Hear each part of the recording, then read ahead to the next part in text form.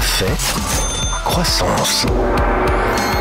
Un podcast Audiolab.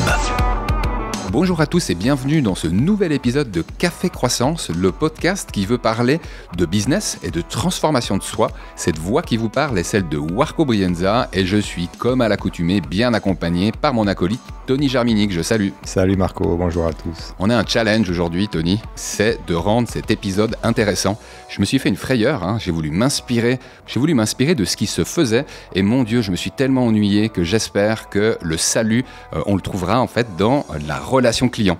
Pourquoi ? Parce que le Customer Relationship Management, le CRM, c'est un outil qui est apparu il y a une douzaine d'années et qui est censé soutenir les services commerciaux et marketing dans la meilleure connaissance du client et donc du coup dans la meilleure interaction possible avec lui.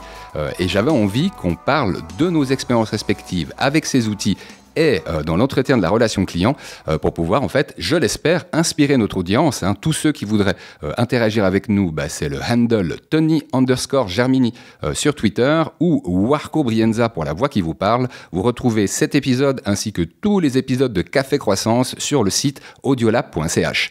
Est-ce que je cite la question de la semaine maintenant ?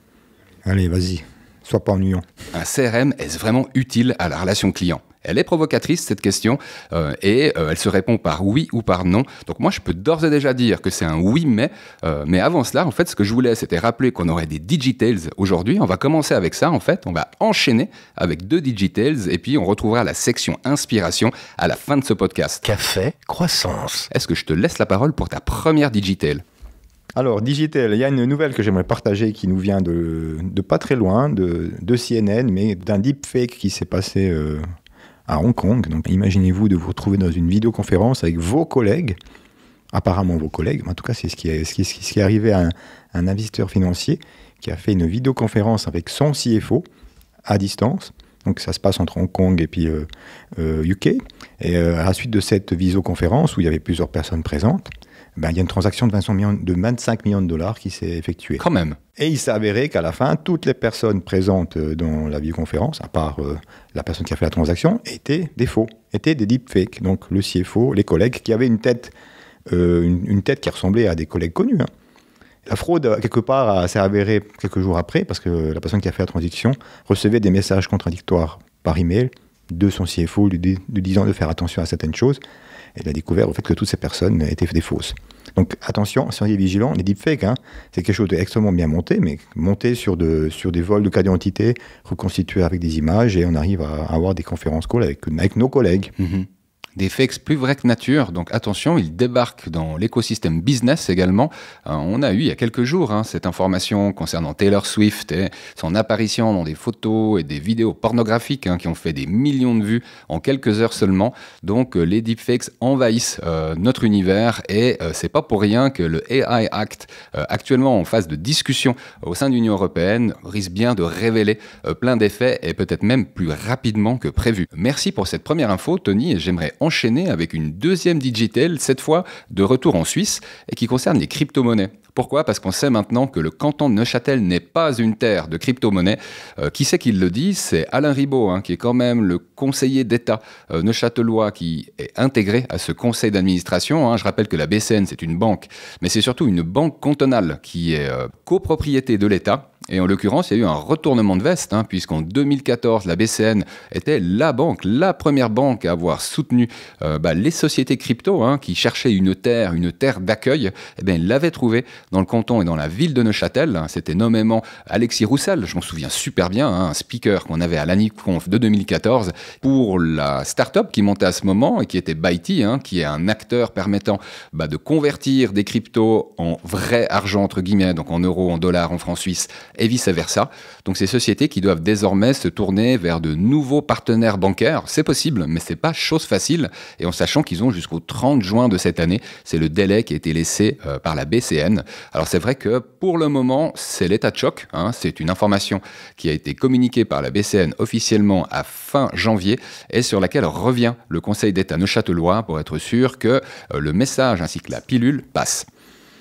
Bon, comme ça, vu de l'extérieur, moi, ça m'étonne qu'à moitié. On parle bien d'une banque cantonale, Neuchâtel. Donc, c'est un canton d'une taille moyenne, respectable, mais c'est une banque cantonale qui a une vocation de soutenir la population, donc le tissu économique, c'est-à-dire les industries qui, elles, sûrement ont des intérêts à intégrer la blockchain, mais qui soutiennent aussi la population. Donc à la terme, peut-être que c'est une décision aussi, bien réfléchie. Ce n'est pas le but d'une banque cantonale de se lancer de ce genre d'aventure. Permets-moi de citer justement Alain Ribaud, là, qui serait très d'accord avec ce que tu viens de dire. Hein. Donc je cite, « Ce qui a toujours intéressé Neuchâtel, ce sont les applications industrielles que peut offrir cette technologie à laquelle est rattachée la blockchain. Nous y voyons l'opportunité de soutenir notre tissu économique. Ce dernier est composé de 40% d'emplois dans le secteur industriel. C'est inédit en Europe. » Donc cette phrase, elle rappelle autant la vocation d'une banque cantonale comme la BCN que ce qui avait vraiment intéressé, on va dire, cette banque-là. Donc elle reste fidèle à son objectif et toujours ouverte à le creuser. Une affaire à suivre et que moi je compte bien suivre dans les mois à venir. Donc on vous en reparle très certainement jusqu'à l'été. Café Croissance. Est-ce qu'on enchaîne avec la question, la question de la semaine, j'ai envie de la rappeler, un CRM, est-ce vraiment utile à la relation client? Et cette question, j'aime bien me dire que je vais l'aborder avec un baron de la relation client qui plus est m'a sérieusement introduit dans la question du CRM, parce que moi j'estime avoir utilisé sérieusement un CRM à l'échelle d'une PME depuis 5 ans, et c'est depuis en fait que tu m'y as introduit, Tony. Donc toi, tu répondrais quoi à cette question d'un CRM? Est-ce que ça a vraiment été utile pour entretenir tes relations clients? Le jour où tu deviens baron, c'est une situation post-mortem, en fait. Donc, je dis juste qu'il faut être humble dans la relation client. C'est pas parce qu'on a eu du succès hier que demain, on va avoir du succès. Tu fais bien de rappeler. Et puis, la relation client, c'est un outil, c'est un compagnon qui nous aide à être performants, qui nous rappelle certaines étapes qu'il ne faut pas sauter et pas oublier. Donc, c'est plutôt dans ce sens-là que moi, je le vois, ce CRM. C'est un vrai accompagnement de la démarche commerciale. Tu sais, moi, à cette question-là, je répondrais un oui, mais. Est-ce que le CRM a vraiment été utile à entretenir ou à accélérer mes relations clients? Je répondrais oui, au sens où, effectivement, c'est une béquille digitale, un compagnon digital qui me permet d'avancer à la fois plus vite et plus longtemps. Par contre, ce sera un oui, mais. Quoique, c'est un oui et il faut suivre des conditions. J'ai envie de poser 4 règles d'or que j'avais envie de discuter avec toi. J'y ajouterai 2 bonus. Une fois qu'on est installé avec un CRM, il y a 2 trucs qui vaut vraiment la peine de faire. Mais tu sais, le premier point, c'est fix the basics. Pour le résumer, c'est avoir des fiches clients qui soient à jour. C'est-à-dire, on renseigne de manière aussi complète que possible et on met à jour régulièrement. J'ai envie de vous dire, à ceux qui se posent la question, qu'est-ce que c'est que régulièrement? Pour moi, quand on est dans une équipe commerciale, donc il y a plusieurs vendeurs, qu'il y a peut-être quelqu'un qui gère la partie administrative en lien avec les affaires, je pense que dans ce cas-là, une mise à jour hebdomadaire, c'est quelque chose qui me paraît la recommandation, pour pas dire nécessaire. Je sais pas ce que tu en penses, toi, Tony. J'allais le dire avant, effectivement, il faut qu'il y ait plusieurs personnes qui interagissent. Donc, mais ça ne veut pas dire que tout seul, on ne peut pas s'équiper d'un CRM, en tout cas d'une méthode. On parle aussi d'une méthode de suivi client. Et puis, on ne parle pas que des clients. Moi, je dirais que c'est des fiches contacts. C'est des fiches de contact. C'est une relation avec une personne qui est un contact, qui s'avère peut-être dans la relation, devient un client, un prospect, un ancien client, un nouveau prospect. Sur certaines activités, effectivement, ça doit se faire régulièrement. Après, voilà, hebdomadairement, chaque 2 semaines. Mais la fiche client, ce qui est primordial, en fait, la fiche client doit nous soutenir notre démarche. Donc, en fait, la fiche client doit toujours avoir des dates. Quelle est la dernière fois qu'on est en contact? Qu'est-ce qu'on a dit dans ce contact-là? Et quelle est la prochaine étape? Et quelle est la date de la prochaine étape? Basique. Tu fais déjà plusieurs liens très intéressants avec ce que tu dis. Alors le premier, tu confirmes que remplir une fiche et la mettre à jour, c'est essentiel. C'est essentiel également sur les contacts qu'on a générés. Là, tu m'amènes en fait déjà à ma deuxième condition, à ma deuxième règle d'or, Tony. C'est pas tout de savoir comment s'appelle, nom, prénom, téléphone direct, email personnel, adresse du bureau. Des fois, ils sont multisites, donc avoir l'adresse de son bureau à lui. Tout ça, c'est des éléments, c'est la base. Sans ça, en fait, on ne fait rien du tout. Mais j'inclus, en fait, dans cette mise à jour régulière, tous les contacts. Le téléphone, l'email. Il y a de nombreux CRM qui permettent d'enregistrer les échanges email. C'est ensuite des échanges qui peuvent être parcourus par vos soins 6 mois après, mais également dans la même semaine, par exemple, par votre assistante ou par la personne qui s'occupe de faire les factures. Donc, ces mises à jour, elles me paraissent essentielles à réaliser chaque semaine, mais c'est pour une raison que je n'ai pas encore citée. C'est si vous avez vos objectifs commerciaux et financiers à réaliser qui sont dans l'outil. Les outils CRM, choisissez le bon. Après, on va en parler d'un autre qu'on a choisi nous. Moi, quand je fais un appel avec un contact qui est dans le CRM, je fais l'appel depuis le CRM. Comme ça, le CRM note l'appel, la durée, et puis moi, je peux commenter. Ça me fait gagner du temps. Et après, le CRM me dit, OK, qu'est-ce que tu veux que je fasse avec ce contact? Je dois le rappeler dans 3 semaines. C'est noté, c'est fait. Je passe au prochain. Dans 3 semaines, le CRM va m'en rappeler. Il faut une certaine discipline. Hein. Il faut cette discipline de savoir toujours appeler depuis l'application du CRM. Il ne faut pas oublier. Il faut avoir toujours cette motivation à penser à l'étape d'après, à la formaliser. Mais j'ai envie de vous dire, c'est des habitudes. Hein. C'est comme l'hygiène de vie. Une fois qu'on a commencé, on s'en passe plus. C'est le mot clé, discipline.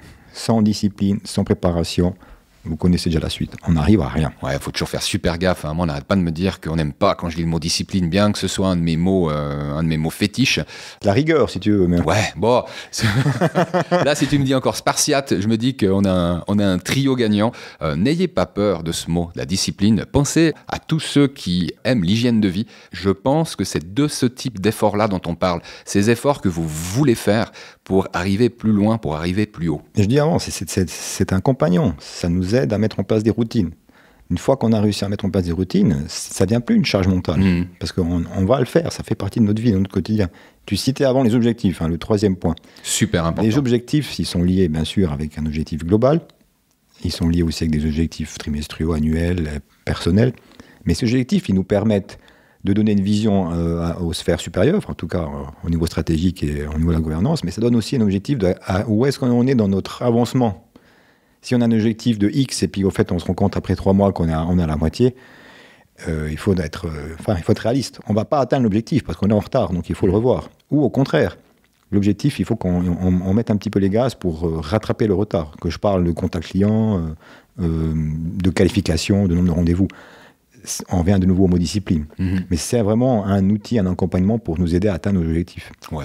Au mot discipline, moi j'ajouterais le mot projection, parce qu'avec les objectifs, c'est de projection dont on parle également. Et tu l'as dit, l'autre mot-clé qui me vient avec le mot objectif, c'est le mot suivi. Pour être un peu plus concret peut-être sur ce point-là, parce qu'il est vraiment important, j'ai vraiment envie que vous le compreniez. Admettons qu'on ait décidé de faire un objectif annuel en termes de chiffre d'affaires de 3 millions. Voilà, ce 3 millions de chiffre d'affaires, c'est au 31-12 de cette année, donc 2024, qu'on doit l'avoir atteint en termes de facturé. Quand on fait les choses bien, comme on le fait par exemple dans ta société chez Calypse, on se dit effectivement que ce 3 millions, on va le ventiler sur les 4 trimestres. Typiquement, ça ferait, mon Dieu, 1,5 million, 750 000, ça ferait 750 000 francs par trimestre en moyenne, mais en sachant que on a des trimestres qui sont plus forts que les autres. Allez, je dis n'importe quoi, mettons que sur le premier trimestre 2024, grosso modo, on a envie de réaliser 500 000 francs de chiffre d'affaires, le suivant 1 million, et puis la même chose sur le deuxième semestre qui nous amène à ces 3 millions. Donc là, on a une ventilation par trimestre, mais on n'a pas encore la ventilation par client. Et effectivement, dans le CRM, ce qu'il est possible de faire, c'est de poser une première ventilation qui vous amène à un chiffre à atteindre chaque trimestre, puis chaque mois. Et soyons fous, si vous avez plusieurs segments clients, vous pouvez déterminer qu'avec typiquement ton offre santé, tu as toute une offre data pour le secteur de la santé, tu poses à l'échelle d'un mois, d'un trimestre et d'une année le chiffre d'affaires que tu souhaites atteindre. Et ensuite, il s'agira de comparer les pistes en cours et la valeur de ces pistes, le niveau de qualification de ces pistes qui en fait donne un pourcentage de valeur au montant que vous avez estimé. Si ce deal il est effectivement signé, et à partir de là, on arrive à avancer et à suivre, pas que en tant que commercial, mais également en tant que manager. Et moi, je pense que le manager qui a envie de suivre, comme toi tu le fais, Tony, mensuellement, trimestriellement, les efforts de vente, ça me paraît vraiment difficile de ne pas faire au moins une mise à jour par semaine quand on en est à ce niveau-là. Mais effectivement, ce lien, je le fais de mise à jour hebdomadaire aussi avec le suivi des objectifs qui, lui, est essentiel pour la bonne conduite d'une boîte. Donc, je dirais, préciser, c'est pas un manager, c'est un coach. On est là pour soutenir, pour aider nos collègues à atteindre l'objectif. Si c'est pas mis à jour chaque semaine, j'exagère, mais il faudrait même arrêter. Parce que ça sert à rien. Ça sert à rien de se mettre un objectif de courir un marathon et puis qu'on n'a pas un planning d'entraînement puis qu'on le respecte. Si on ne le respecte pas, il ne faut pas rêver. On n'arrivera jamais à la fin. Tu sais pourquoi ça me parle ce que tu dis, Tony? Parce que je vous rappelle que c'est un investissement, le CRM. C'est un investissement en argent. Vous allez payer des licences. Des fois, vous allez payer un développeur pour vous mettre ça en place picobello pour vraiment faire le lien entre les étapes, entre le commercial, le marketing qui renvoie ensuite au commercial dès que c'est qualifié. L'air de rien, il y a une certaine mise en place qu'il faut prévoir et surtout le temps que tous les commerciaux vont mettre pour utiliser l'outil, le mettre à jour. L'air de rien, cet investissement, il faut qu'il rapporte. Comme tout, la préparation fait partie de l'ensemble. Donc, il ne faut pas rêver. En essayant de sauter la préparation puis d'aller plus vite, à la fin, on est quasiment sûr de ne pas atteindre l'objectif. À moins qu'on soit un gourou, mais ça veut dire qu'on a une préparation qui vient avant. Enfin, il n'y a pas de miracle, hein, les choses. Maintenant, je ne crois pas au miracle. Si on revient sur les jeux d'avant, c'est aussi propre à chaque business, c'est propre à chaque activité, chaque personne. Donc, tu prenais l'exemple des 3 millions. Si on doit vendre 3 millions, si on n'a pas dans le CRM un pipe d'au moins 3 fois plus, hein, enfin, je dis comme ça, mais 9-10 millions, moi, je commencerai à m'inquiéter. Mais si on doit avoir 10 millions, donc ça veut dire qu'on a déjà une structure avec des clients d'une certaine taille. Imaginez-vous, pour pouvoir vendre 3 millions, il faut des clients, un client moyen à 100 000. Donc imaginez combien de clients il faut pour arriver à 3 millions. Donc si on a comme objectif d'avoir 30 clients dans l'année, pour pouvoir atteindre tant de clients, il faut avoir un certain nombre de contacts. Allez, 300, 400. Voilà, on arrive aux chiffres. Hein. Si on n'a pas ce nombre de contacts qualifiés au début de l'année, c'est mathématiquement impossible qu'on atteigne un résultat. Il ne faut pas s'étonner qu'on n'atteigne pas un résultat. Alors moi, l'ordre de grandeur, quand tu me dis que c'est 300-400 en mode contact, il y en a une centaine qui répondent en fait au contact. Et sur cette centaine, il y en aura une trentaine qui vont signer. D'où est-ce que je tiens cette grosse planung, cette estimation dans les grandes lignes je la tiens du secteur B2B, où quand on vend des solutions, soit data, soit IT, on a souvent un cycle décisionnel qui peut être de plusieurs mois. On en a parlé dans un précédent épisode. On peut facilement atteindre les 5 à 6 mois. Et puis quand on commence les discussions, on peut facilement mettre 6 mois de plus finalement pour arriver au document que les deux parties sont prêtes à signer. On n'a pas le loisir de traîner pendant que ces discussions, elles ont lieu. Et effectivement, il y a une grande différence à faire dans le B2B qui prend un certain temps, comme dans ton domaine en fait, Tony, c'est les objectifs qu'on pose en signé et les objectifs qu'on pose en facturé. Pourquoi ? Je crois que toi, tu as déjà compris, Tony, c'est que souvent tes projets clients, ils sont sur plusieurs mois, quand ils ne sont pas sur quelques années. Et effectivement, quand on signe un deal sur quelques années, alors il est sexy, hein, ce deal-là, parce qu'en général, il y a 6 chiffres, pour pas dire 7, hein, donc c'est des montants qui sont très intéressants, mais qui sont répartis sur plusieurs années.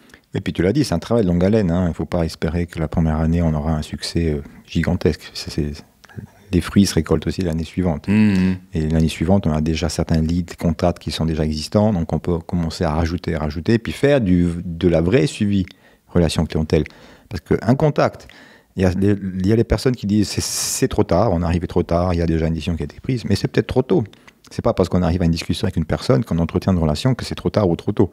C'est après un projet décidé ou avant un prochain. Donc il faut entretenir cette relation, même si c'est dans 6 mois. Je voulais revenir à ma 4e règle d'or, si tu permets. Donc, on en a déjà cité 3 jusqu'ici. J'ajoute les règles de lead score. Donc, en fait, un CRM, ça peut vraiment aider à objectiver le niveau de qualification d'un client, d'un prospect. Et effectivement, le lead score, en fait, ça donne des points en fonction des interactions. Vous avez eu de la qualité et du nombre de ces interactions. Vous avez la possibilité de donner un score à un client donné ou à un prospect. Et à partir de ce score, vous décidez de le recontacter, plus d'un point de vue marketing, mais cette fois d'un point de vue commercial. Pour donner un exemple de nouveau, on a pris l'univers B2B, l'univers data/IT, avec des cycles qui peuvent être, je pense, entre 6 et 12 mois quand on inclut le processus de discussion vu de l'établissement de l'offre. Dans ce cas-là, on a effectivement des lead scores de plusieurs centaines de points. C'est marrant parce que j'ai eu la chance de comparer le lead score que moi j'avais posé pour des solutions data. Moi, je pense que c'est quelques centaines de points, genre 300 et plus, en sachant que quand on clique, par exemple, sur une newsletter, ça peut vous rapporter 5 points. Quand vous vous plaignez, parce que c'est un spam, ça peut en enlever une quinzaine ou une vingtaine. Donc arriver à 300, c'est déjà du boulot. Et des grands groupes dans le même domaine, eux, ils avaient posé à 600. Donc sur la même problématique. Donc vous voyez la part de subjectivité qu'il y a dans le fait de poser un score. Mais l'idée, c'est que une fois qu'on a atteint le score pour le recontact commercial, c'est à ce moment qu'on réinjecte en fait ce nom dans la liste des clients qu'un commercial pourra contacter. Donc je pense que ce 4e élément des règles de lead score, il complète parfaitement la fiche client. Première règle d'or, il faut qu'elle soit remplie. Les interactions clients, 2e règle d'or, elles doivent être régulièrement mises à jour. Les objectifs de vente qui sont incorporés au CRM et qui sont régulièrement suivis, 3e règle d'or. Et la dernière, celle sur la qualification client grâce au lead score. Puis là, tu ouvres la porte à le lead score, mais le lead score aussi marketing, le CRM. Oui. L'utilité d'un CRM moderne, c'est au fait qu'il soit connecté au monde digital. Donc, toutes les activités marketing, les interactions marketing, qui génèrent toute une autre série de leads qu'on va qualifier sur des lead stores et sur d'autres paramètres, mais qui vont peut-être à terme nous amener un lead concret à un contact humain. Ça fait partie des 2 bonus. Donc pour moi, ça fait partie de l'ADN du CRM. C'est-à-dire que tout CRM que vous choisirez, il n'y en a aucun qui ne propose pas le lead score. Donc la possibilité de donner un nombre de points au client. Vous le faites soit de manière manuelle, soit de manière semi ou complètement automatisée. Et donc ça, normalement, vous le trouvez, que ce soit dans Zoho CRM, dans HubSpot, dans Pipedrive, que sais-je encore. Il y a 2 bonus que moi je vous recommande vivement de considérer quand vous commencez à être à l'aise avec votre CRM. Le premier, c'est l'outil d'automatisation marketing. Et en fait, c'est votre voix digitale, VOIX, la voix. C'est-à-dire que vous entrez en interaction, vous parlez en fait à vos segments clients, parce que vous pouvez leur dire des choses différenciées d'un segment à l'autre. Et effectivement, on parle à travers des livres blancs qu'on met à disposition contre inscription, avec des articles suite auxquels on peut s'inscrire à la newsletter, avec des podcasts comme celui-là, quand on a envie de le proposer en téléchargement aux gens qui sont vraiment intéressés à l'avoir sur leur device. Ces inscriptions-là, elles donnent des points. Elles permettent de rester en contact avec les clients et elles permettent surtout de mieux le comprendre pour ensuite lui proposer des contenus qui matchent encore mieux avec ce qu'il a envie de lire, ce qu'il a envie d'écouter, ce qu'il a envie de voir. Donc cet outil d'automatisation marketing, c'est vraiment le micro que vous avez face aux clients que vous avez déjà identifiés. Et moi, je vous recommande vivement parce qu'on peut avoir un bon outil d'automatisation marketing pour quelques dizaines de francs ou euros par mois. Moi, j'adore t'entendre parce que là, on sent l'expérience réelle qu'on vient de vivre ces derniers mois, années. C'est exactement sur ça qu'on s'est concentré.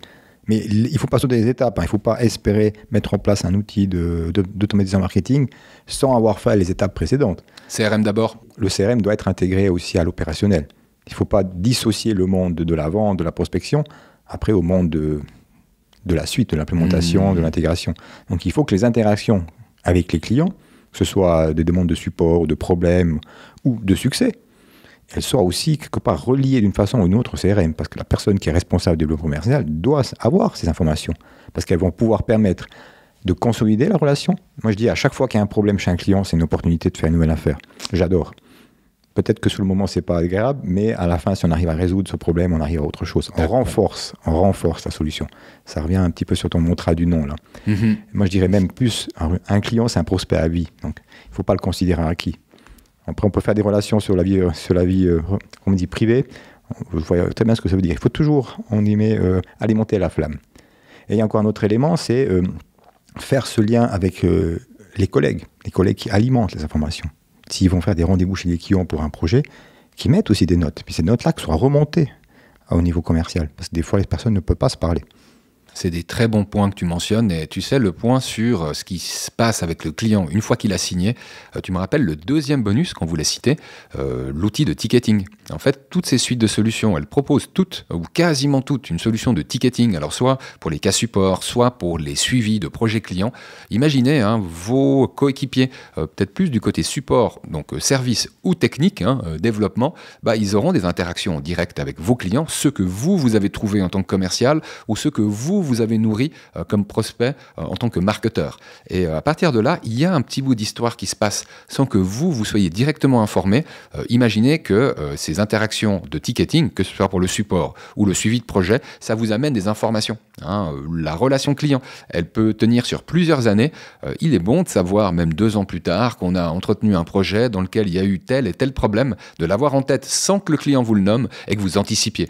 J'ai vu trop de cas où en fait le client, lui, garde bien en mémoire le petit pépin qu'il y a eu, il le garde en mémoire aussi pour vous taquiner un peu, peut-être sur le prix.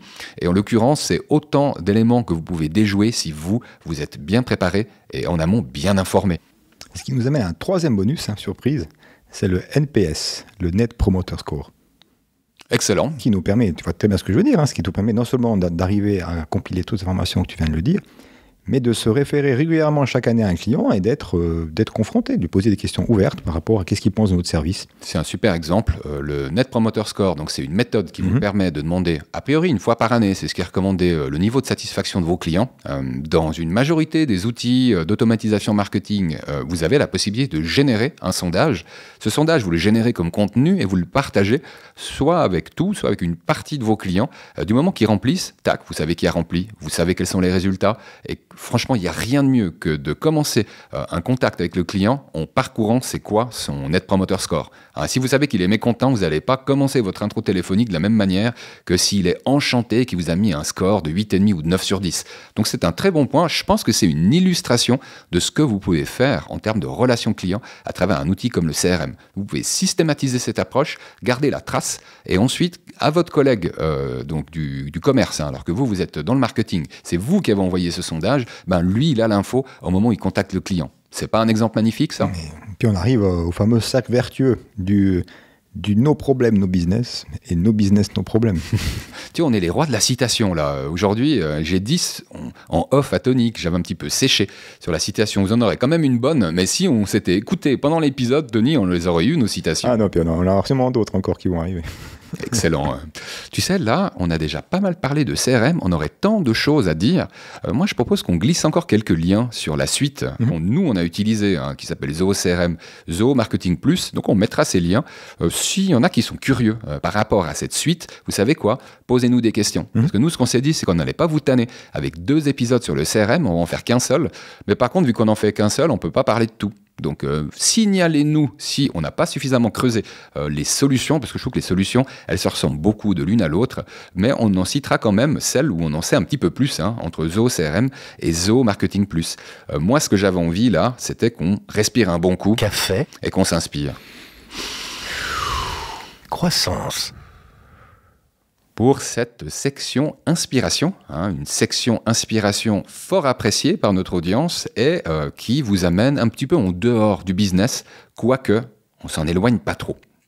On commence par une expo, avec un arrêt sur image en mouvement. C'est un titre que j'ai trouvé joli pour présenter la biennale de l'image en mouvement, la BIM, au Centre d'art contemporain à Genève. J'ai mis l'article à scanner pour ceux qui voudraient en savoir plus, parce que j'ai été enchanté par les images que j'ai trouvées. L'idée, c'est qu'il y a effectivement en 2 ans le temps de trouver tous les artistes à l'échelle du monde qui se posent des grandes questions et qui mettent les réponses qu'ils souhaitent apporter en images. Ce que je pourrais vous résumer de ce que j'ai vu serait en dessous de l'expérience que vous pourriez vivre. Donc je vais simplement vous mettre en lien la Biennale de l'image en mouvement.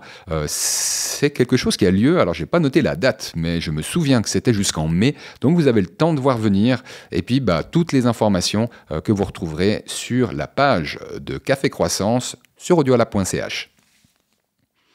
Alors là, j'avais envie de vous parler d'un projet d'Audiolab. Alors là, c'est nouveau. Ce projet, il s'appelle Podcast FM. Et l'association Audiolab a décidé de lancer une radio dans laquelle on retrouverait les meilleurs podcasts en français. En fait, je me demande même pourquoi est-ce qu'on ne l'a pas fait avant. En général, j'ai cherché un petit peu sur Internet. À ma connaissance, il n'y a pas de radio qui prend en charge la curation, donc la sélection des meilleurs podcasts dans une langue et qui diffuse ces podcasts sur les ondes de sa radio, et ce, 24 heures sur 24, 7 jours sur 7. L'idée, c'est quoi ? C'est un chiffre, en fait, qui m'a amené à cette opportunité. En Suisse, mais je suis sûr qu'en France, c'est à peu près équivalent, il y a plus de 3/4 des Suisses qui écoutent quotidiennement, encore au jour d'aujourd'hui. C'est des statistiques qui datent de 2021 ou 2022, donc assez récentes. Plus de 3/4 écoutent quotidiennement la radio au jour d'aujourd'hui, alors que les chiffres de podcast ils sont en progression, mais on a un peu plus d'1 personne sur 4 en Suisse qui écoute au moins occasionnellement le podcast. Et là je me suis dit, mais tu sais quoi, en mettant les podcasts à la radio, ça fait que les 3/4 qui n'en ont pas encore écouté, ils auront enfin la chance de le faire, puisque eux ils écoutent la radio.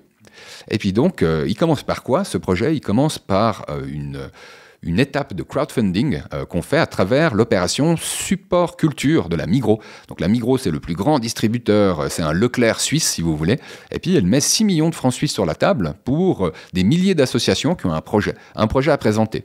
Le projet qu'a l'association Audiolab, c'est Podcast FM. Dans une première étape, c'est une radio web avec tous les podcasts, et dans une deuxième étape, et ça ce sera avant la fin 2024, c'est 2 studios FM pour une radio FM à Lausanne et à Genève.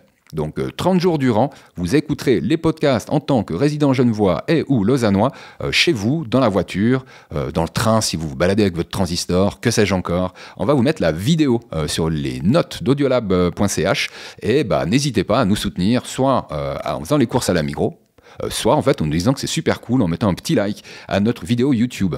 Toi, t'aimes bien, Tony, t'as levé ton pouce comme ça, quoi. Moi, je fais les deux. Là. Je fais un like virtuel, un like réel, et puis je fais mes courses à l'Amiro. Donc, je suis en train déjà de soutenir. Génial. Eh ben, tu sais quoi, je serais ravi que tu tombes sur ces bons supports culture, que tu ne dois pas oublier de demander à la caisse, parce que des fois, il y a des caissiers qui oublient, et puis ça va durer de mi-février, non, de tout début février, hein, ça a déjà commencé en fait, jusqu'à mi-avril. Donc on aura le temps d'en reparler peut-être un petit peu plus tard, au printemps.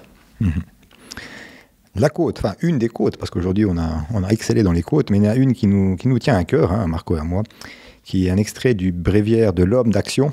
Donc je cite bien le bréviaire de l'homme d'action. Vous avez compris, on aime bien être dans l'action. Bréviaire de l'homme d'action de François Garagnon. Ce ne sont pas les doux rêveurs qui réussissent, mais les rêveurs purs et durs. Merci à François Garagnon pour ce rappel. C'est un rappel pour moi parce que j'adore cette phrase et parce que j'ai un petit peu séché. J'ai repris le bréviaire de l'homme d'action, en bon commercial. Je m'estime en homme d'action. Et effectivement, ce bréviaire me rappelle parfois, comme un métronome, les choses importantes quand on veut rester dans l'action. Et là, c'est un clin d'œil. C'est un clin d'œil que je fais également aux doux rêveurs, que moi j'appelle parfois les adeptes de la pensée magique. Non, c'est pas en dormant profondément que les choses arrivent. Moi, je suis un adepte d'aller chercher le fruit sur l'arbre. Et d'ailleurs, quand on a envie d'une pomme, pas seulement aller chercher une pomme, aller chercher la pomme qui vous fait envie, celle qui est en train de vous regarder et qui se languit en attendant que vous alliez la chercher. Je suis un rêveur pur et dur. En fait, c'est drôle parce que moi, les rêves dont je me rappelle, ils sont souvent terribles, quoi. C'est des épreuves. Moi, mes rêves, je suis fatigué quand je me lève le matin en m'étant rappelé de mes rêves. Donc, effectivement, il y a peut-être une analogie à faire. Les rêves, vous pouvez les atteindre, mais vous les atteindrez en étant des rêveurs purs et durs, en étant un authentique rêveur, et pas en vous endormant. Des rêveurs avec les yeux ouverts, c'est ça? Mais pas seulement, parce que là, tu peux avoir des somnambules. Non, je crois que le rêveur, il voit une réalité qui n'existe pas encore. Et là vient sa difficulté, comme vient le propulseur que peut être le rêve. Les rêveurs, c'est des innovateurs aussi. C'est des gens qui vivent dans leurs rêves, mais le vivent au quotidien. Ouais. Et à force de transmettre cette passion, il y a des gens qui le suivent, qui partagent le rêve. Ah mais super exemple que tu me prends, Tony, parce que vous qui avez écouté, chers auditeurs, l'épisode Innover et ou mourir, vous avez compris ce que ça coûte un rêve. Vous avez compris qu'un rêve, ça peut faire mal. Mais qu'est-ce qu'on grandit à travers le rêve? Quel résultat on peut obtenir? Quelque chose de complètement inattendu, quelque chose que les gens ne peuvent même pas s'imaginer. En fait, c'est ça un vrai rêve. C'est pas une rêverie. Donc merci pour cet exemple, Tony, parce que je trouve qu'il illustre parfaitement cette phrase de François Garagnon. Bon, on arrive au terme de cette émission, du coup. Et oui, déjà, ça a été vite. Ouais, ça passe vite, mais on va se retrouver. Donc, franchement, on va pas trop se manquer non plus, on revient rapidement. On va être présent une semaine sur 2 avec un épisode comme celui-là, à compter de celui-ci. Il n'empêche, on finit pas d'innover avec Tony. Et cette idée de capsule que m'a donné Alex, je fais un petit clin d'œil à Alex, le vidéaste, qui m'a donné l'idée des capsules. En fait, vous appréciez tellement ces inspirations qu'on va voir si je vous les propose comme une capsule. Allez, une affaire à suivre, mais en tout cas, on se retrouve tantôt. Et d'ici là, prenez soin de vous. Bye bye. Bye bye. Bonne relation client. Café, croissance. Un podcast Audiolab.